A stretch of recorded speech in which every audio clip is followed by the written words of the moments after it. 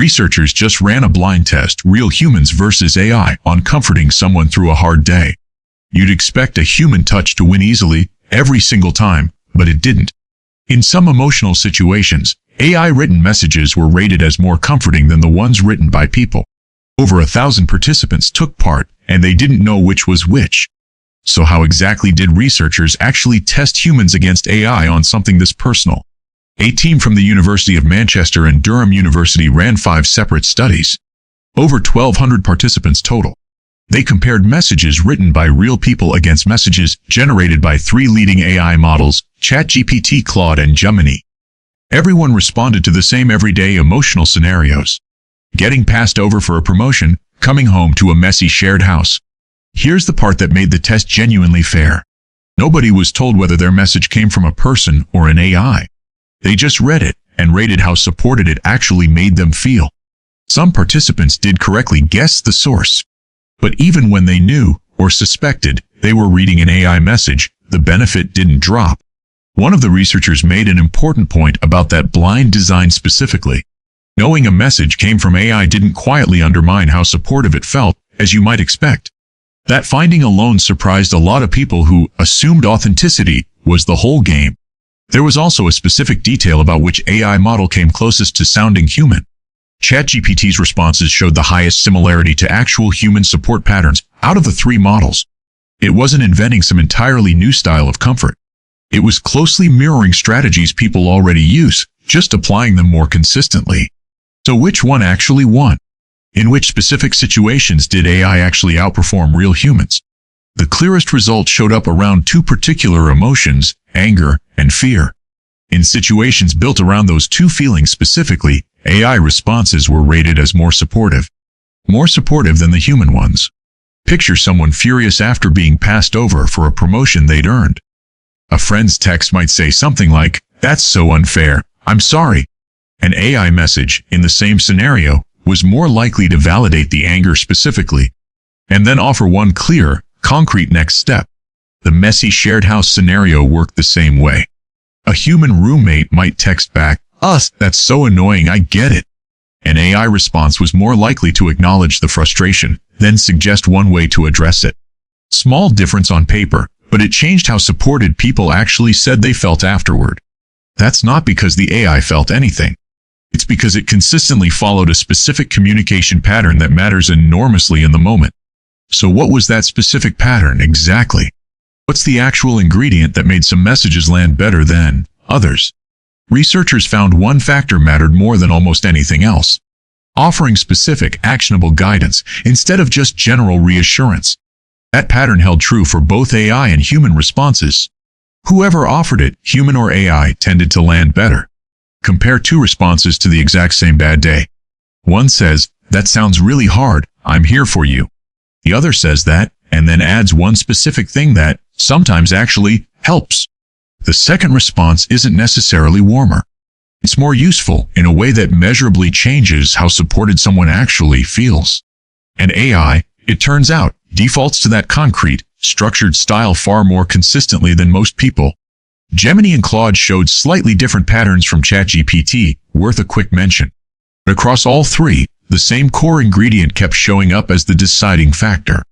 Specific and actionable guidance over general reassurance. That consistency across 3 completely different AI systems is part of what makes this finding credible. If you've watched our video on the sycophancy trap, this might sound like a contradiction at first. That video warned about AI agreeing with you too easily, without any real pushback. This is something different. Structured, specific guidance isn't the same thing as empty agreement. One flatters you into feeling good. The other actually gives you something useful to do next. So why are humans, of all people, worse at doing this naturally? If concrete advice works this well, why don't humans just do it more often? Researchers point to something anyone who's tried comforting a friend has probably felt firsthand. Vague reassurance is emotionally safer to offer.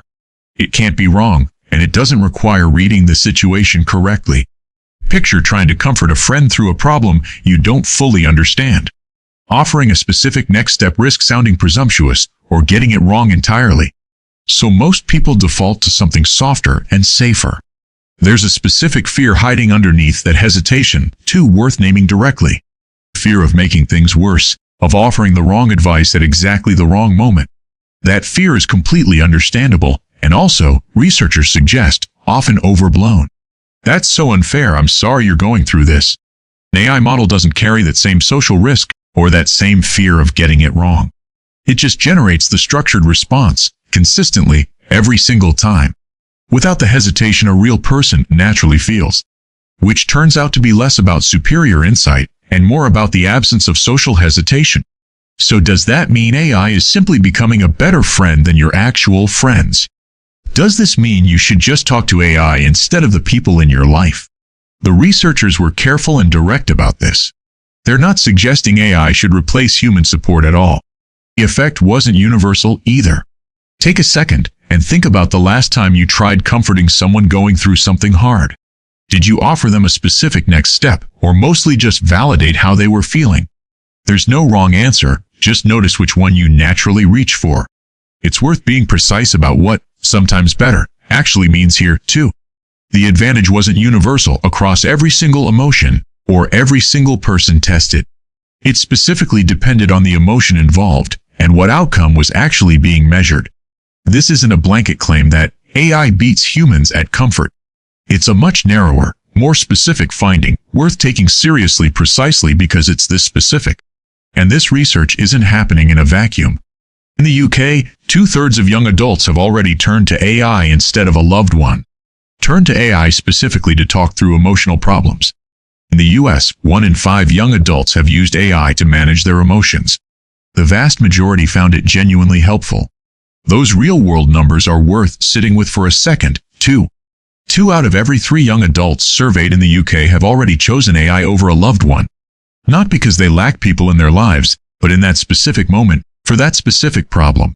The overwhelming majority who tried it walked away saying it genuinely helped. That's exactly why this research matters. People are already doing this, whether or not it's officially recommended. Understanding why it sometimes works is actually the more useful question now. Not whether it should be happening at all. So how do you actually use this finding in your own life, starting today? Next time someone you care about is upset, try adding one small, concrete suggestion to your response. Not a lecture, just one specific, doable thing they could try. Second, notice your own instinct to default to vague reassurance, and gently push past it. Third, remember that being right about the specific advice matters less than actually offering some. A concrete suggestion, even an imperfect one, tends to land better than none at all. So maybe the real lesson here was never really about AI being better. It was about what good support actually requires in the first place. Naming the feeling, and then offering something concrete to actually do about it. AI just happens to do that specific combination more consistently than most people currently do. That's not a reason to replace the people in your life. It's a genuinely useful lesson you can start using in your very next hard conversation.